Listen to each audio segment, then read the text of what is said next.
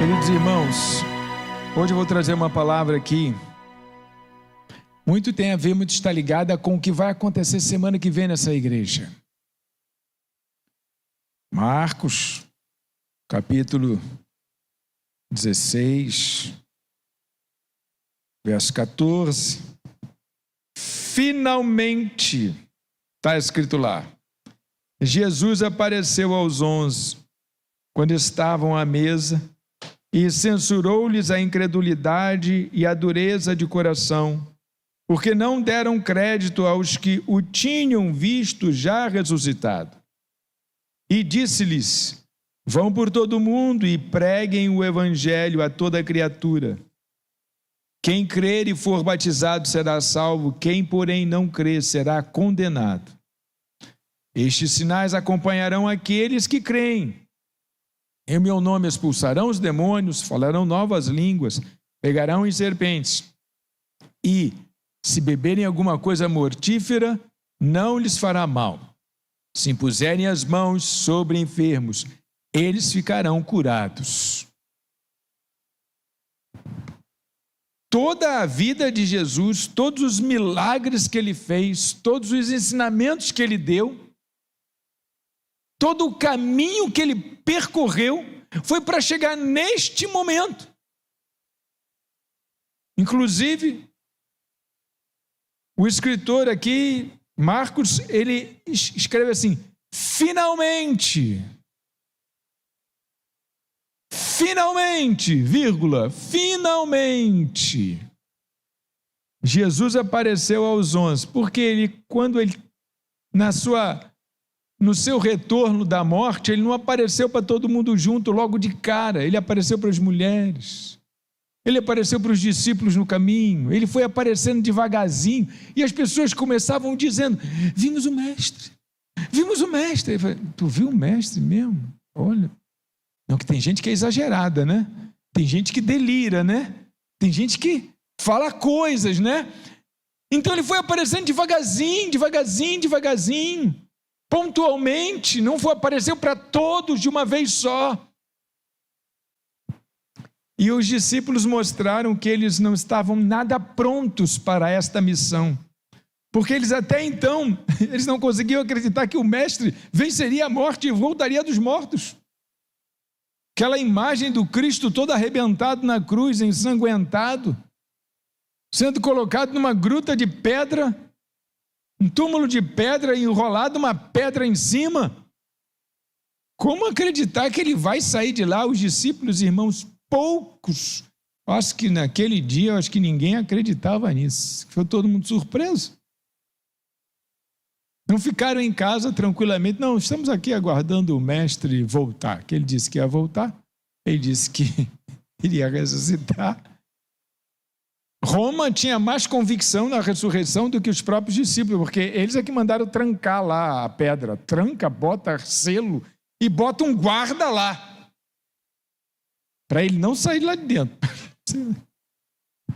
Nesse nível. Ou então, para que os discípulos não roubassem, porque está escrito em Mateus, e depois saíssem dizendo que ele ressuscitou. Não adiantou os guardas, não adiantou o selo, não adiantou a pedra. E não adiantou a morte. Ele deu jeito nisso tudo. E ele retornou para os discípulos. E agora Marcos descreve sua última cena assim: finalmente, ele apareceu a todos. Estavam todos juntos. Tinham o visto a granel. Agora vão ver em atacado. Todo mundo junto vai ver. Finalmente ele apareceu a todos. E ele então, ele deixa a missão. É que a gente está tão acostumado com aquela velha tradução da Bíblia, né? Ide por todo mundo, aqui é vão. Agora não é mais ide, é vão. Tem que mudar o nome do grupo, agora é vão. Grupo vão. Grupo vão. É, porque o tempo vai passando, vai modernizando, né? Então, ide por todo mundo, vão por todo mundo. Vão por aí, vão agora por todo mundo e preguem o Evangelho.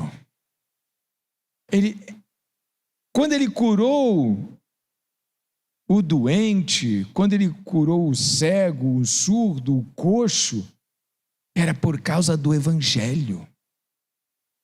Era para que as pessoas crescem na boa nova. Se não houver milagres, de forma nenhuma crerão. Foi o que disse certa vez. A missão não era curar, a missão não era resolver os problemas das pessoas. Até porque ele nem resolveu o problema de todas as pessoas. Mas ele resolveu o problema da salvação de todas as pessoas. Ele não curou todas as pessoas, mas todas as pessoas. Veio para os seus não receberam, mas a todos quanto receberam, deu-lhes o poder de serem feitos filhos de Deus, a saber os que creem no seu nome.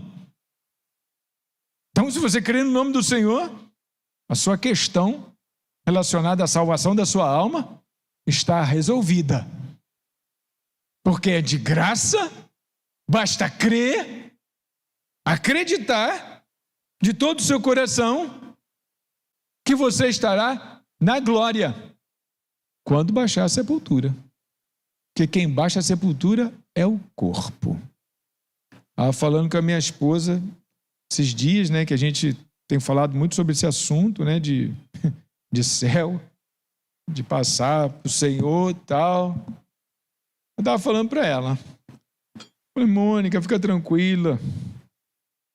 Se o ladrão da cruz escutou do próprio Cristo que ele ainda hoje estará comigo no paraíso, você acha que vai acontecer menos com teu pai? Fica tranquila. Ainda hoje, sabe que frase pesada? Ainda hoje, hoje é antes de meia-noite. Ainda hoje estarás comigo no paraíso. Gente, quem foi está com Cristo, acabou. Não faz sentido só o ladrão da cruz estar com ele lá e o resto está tudo no cemitério. Não faz nenhum sentido isso. Pensar um negócio desse não faz nenhum sentido. Então, se ele vier a falecer dessa doença aí, na hora que ele fechar os olhos na cama, ele vai estar com o Senhor. E isso serve para todos nós aqui. Quando você fecha os olhos aqui nessa terra, não tem um vácuo de tempo que você espera, tal. Até porque, irmãos, mesmo que tivesse, se você ficar acordado à noite, você acha que a noite demora. Mas quando a gente dorme, é como abrir e fechar de olhos. Alguém sente a noite passar quando está dormindo? Mas passaram 8 horas. Experimenta esperar 8 horas passar sem fazer nada na cama e experimenta fazer isso dormindo. Eu vou ficar aqui acordado para ver como é que são 8 horas. Passar 8 horas deitado aqui, não vou dormir. Vou passar 8 horas aqui deitado, você vai ver que troço tenebroso. Mas quando você dorme, você fecha os olhos e exatamente no mesmo instante que você fecha, você acha que você abriu. Só que passaram 8 horas. E você não viu as 8 horas passar. Olha que coisa louca. Então é assim que é esse dia que a gente fecha os olhos aqui. Fecha os olhos e abre os olhos na eternidade. Não sente o tempo passar. Mesmo que ele esteja passando, não sente passar. Mas me contaram que uma pessoa tinha ficado em coma. Um amigo nosso aí e tal, 1 mês. E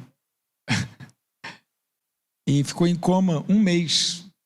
E quem estava na hora que essa pessoa retornou do coma era um cunhado.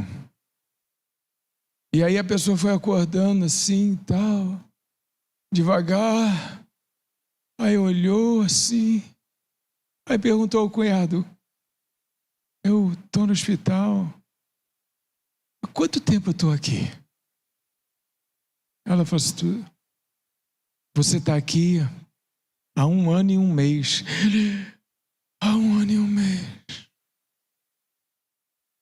Estava nas vésperas da eleição, quando ele entrou em coma. E o cunhado logo disse: quem foi que ganhou a eleição?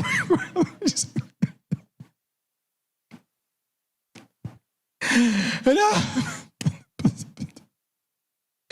aconteceu isso tudo? Eu falei: aconteceu isso tudo. Por quê? Porque quem está dormindo não tem parte nessa terra. Quem está dormindo não tem parte nessa terra. Não sabe o que está acontecendo. Não sabe o que está acontecendo. Se está chovendo, se está fazendo sol. Se houve uma tragédia. Não sabe nem que o tempo está passando. E não sabe nem que passou tanto tempo. Então, queridos irmãos, nós temos uma missão. E na semana que vem, o grupo vai voltar abençoado nas suas famílias, abençoado no seu casamento, na sua visão, com vontade de prosperar, com vontade de fazer um monte de coisas, tal, e renovados. Mas as pessoas que estarão aqui, o Espírito Santo vai estar fazendo coisas tremendas no coração delas. A gente não sabe o que a gente vai ouvir. A gente não sabe o que o Espírito Santo vai falar para as pessoas. E aí eu vou num outro verso. Já me conscientizei da minha única missão. E agora eu vou para o livro de Gálatas. Os Gálatas andaram pisando na bola, sabe? Gálatas capítulo 1, verso 6. Paulo disse assim: estou muito surpreso em ver que vocês estão passando tão depressa daquele que os chamou na graça de Cristo para outro evangelho. Ele vai fazer uma ironia com a expressão com outro evangelho. Não existe outro evangelho, né? Não existe outro evangelho. Mas ele diz: eu estou surpreso com vocês.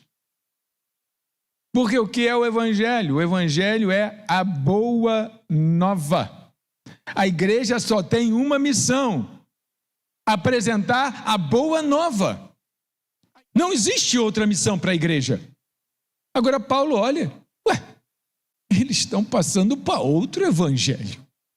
Não é esse o evangelho. O evangelho é outra coisa. A boa nova é Cristo. Então ele diz: estou muito surpreso em ver que vocês estão passando tão depressa daquele que os chamou na graça de Cristo para outro evangelho, o qual na verdade não é outro. Porém, há alguns que estão perturbando vocês e querem perverter o evangelho de Cristo. Perverter o evangelho de Cristo é transformar o evangelho de Cristo em qualquer outra coisa que não seja apresentar a graça do Senhor para aqueles que precisam. Perverter o evangelho de Cristo é corromper a ideia genuína da salvação, da necessidade do homem de se salvar. Perverter o evangelho de Cristo é você cruzar os braços para o ide, para levar a boa nova. O que eu estou dizendo aqui, reforçando com esta reflexão, é que na semana que vem a igreja vai ter uma grande oportunidade, uma enorme oportunidade de trazer aqui pessoas que não conhecem o evangelho de Cristo,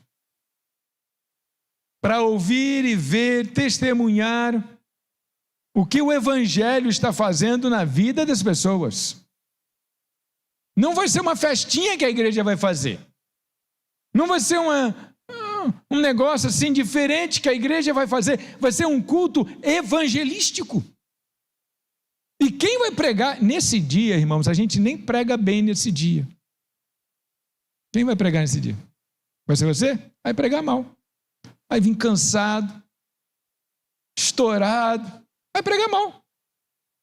Porque eu, nesse dia, sempre preguei mal.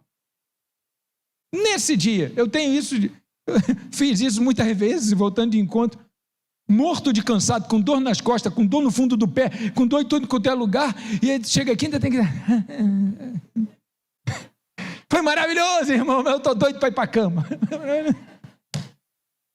Porque quem vai para trabalhar, volta quebrado. Não tem como pregar bem, vai pregar mal. Mas isso não importa, porque Deus precisa só de um instrumento aqui. Porque a pregação vai ser colocada no ouvido das pessoas individualmente, uma a uma, vai escutar do jeito que ela precisa escutar. Vou confessar aqui uma coisa para vocês, que hoje eu posso falar uma coisa dessa, né? Porque eu tenho muitos anos de...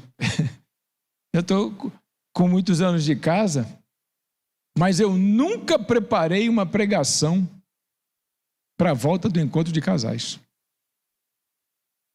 Nunca. Eu nunca escrevi uma linha. Eu voltava da Maranata, no carro, aí eu vinha pensando no que eu ia falar, e dirigindo, e conversando com a Mônica sobre o evento. Aí daqui a pouco eu, Mônica, acha aquele versículo que fala assim, assim, assim, vê onde ele está, é aquele versículo, olha. Você sabe por quê que eu nunca fiz isso? Que eu nunca preparei? Porque eu não sei o que vai acontecer lá. Eu não sabia o que ia acontecer lá. A palavra tinha que estar completamente contextualizada do que ia acontecer lá. Só que o que vai acontecer lá está no futuro, eu não sei do futuro. Muitas pessoas conhecem essa pessoa que eu vou falar aqui, eu não vou lembrar mais do nome dela. Eu lembro só acho que do sobrenome. Mas o nome eu não lembro. Um rapaz que era cabeleireiro aqui na cidade e que ele foi travado. Ele foi travado de hérnia de disco. Ele foi assim, ó. É assim que ele andava, assim. Todo travado. A gente não tinha nessa época um fisioterapeuta no grupo. Aliás, tinha sim, tinha o Roberto, mas ele não fez nada. O homem fez assim, o homem andava assim. O homem saiu daqui da igreja assim. O homem para sentar no ônibus, teve que todo mundo segurar ele para ele sentar no ônibus. Para levantar. Ele foi assim. Sentou para ouvir um culto. Sentou para ouvir o culto. Uma palavra sobre família. E ele aí falou para a esposa assim, eu vou no banheiro. Eu vou no banheiro. No meio da pregação. Ele aí levantou normalmente. Foi ao banheiro. Quando ele chegou no banheiro, ele foi, estou andando. Caramba, fiquei bom. Ele voltou do banheiro. Ele voltou. Você viu o que aconteceu? Eu fui ao banheiro normalmente. Ele sentou travado e ele levantou andando. Sem ter feito alongamento, sem ter feito manipulação, sem ter feito nada. Tu não sabe o que vai acontecer. Tu não sabe o que vai acontecer. Ah, lembrei o nome dele. Acho que era esse. Confirma. Luiz Lobo. Existiu esse cabeleireiro aqui na cidade? Luiz. Ele foi esse cara. Foi assim pro evento. Todo travado. E não era uma pregação de cura divina. Era uma pregação de relacionamento conjugal, de vida a dois, tal. Era uma pregação assim. E não era um grande pregador porque a gente nunca convidou assim. Nossos pregadores são modestos. Não cobram, são modestos, não recebem por isso. São pessoas que a gente conhece, da nossa nível. Deus que fez. Deus que fez. E ele depois, ele ainda fez demonstração. Que todo mundo viu que ele estava... Ele deu uma cambalhota na grama. Ele falou, quer ver, ó? Pegou e pum. Eu falei, não, pelo amor de Deus, não faz isso. Vai que o troço sai do lugar de novo. Deu uma cambalhota na grama para mostrar que ele tinha ficado bom, curado. Aí você sabe como é que eu voltava de lá, né? Eu falei, Jesus, Deus fez. Sempre tinha alguma coisa que Deus fazia, e era ali aquele gancho que eu chegava aqui e falava 50 minutos, 40 minutos em cima daquele gancho. Então quem vai estar pregando aqui, meus irmãos, quem vai estar pregando aqui no domingo próximo, vai ser o pastor Simval, mas ele não vai estar em condições de fazer isso. O Espírito Santo vai estar movendo as pessoas e vai estar falando no coração das pessoas. E o que pode acontecer se o seu visitante estiver aqui? O que pode acontecer se ele estiver aqui? A obra pode ser concretizada no coração dele. E você salvou a tua alma, porque a gente é responsável por aquelas pessoas que estão próximo de nós. Eu não tenho nenhuma responsabilidade com respeito às pessoas do outro país. Eu tenho responsabilidade com quem a cruza no meu caminho. Eu não tenho responsabilidade com gente que está lá na África, que está lá na Rússia, que está lá na China. Por quê? Como é que eu vou chegar lá? Agora, quem atravessa no meu caminho é com esse que eu tenho responsabilidade. É desse que Deus vai cobrar. Fulano atravessou o seu caminho, você não fez nada. Você deixou? Gente, domingo nós temos essa oportunidade. Deus vai nos dar essa oportunidade. E Ele vai falar aqui como sempre fez. O pregador não estava em condição de pregar porque ele estava muito cansado, que ele estava exausto, doido para ir para casa. Mas o Espírito Santo sempre me deu uma tranquilidade muito grande. Quer dizer, essa vez, Senhor, tu sabe que essa vez é a única vez que eu não preparo nada, porque quem é 100% Jesus. 100% Jesus, não tem jeito. Vai acontecer alguma coisa lá, alguma coisa vai acontecer que vai me inspirar a falar de algo. Foi sempre assim, vai acontecer alguma coisa que vai inspirar, que vai me trazer um versículo na minha mente, que vai acontecer alguma coisa. Então, você não precisa copiar isso que eu estou falando, não, tá? Oi?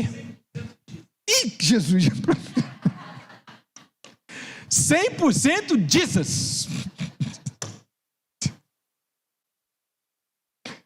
Deus é maravilhoso.